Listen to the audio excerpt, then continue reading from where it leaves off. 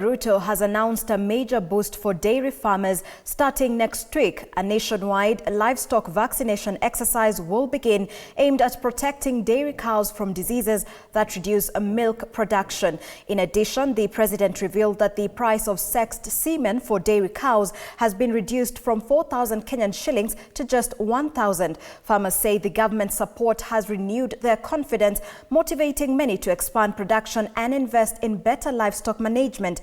President Ruto made this announcement during a dairy farmers event held at Gitoro grounds in Meru County. Tunapunguza gharama ya sexed semen.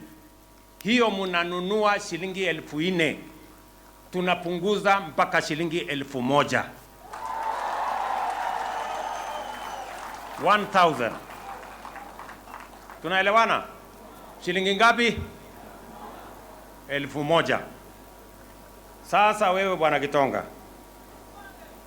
mimi niko na shida kidogo, kwa sababu hata tukipunguza ikuje 1,000, sitaki tena nisikie mkulima amelipa shilingi 2,000.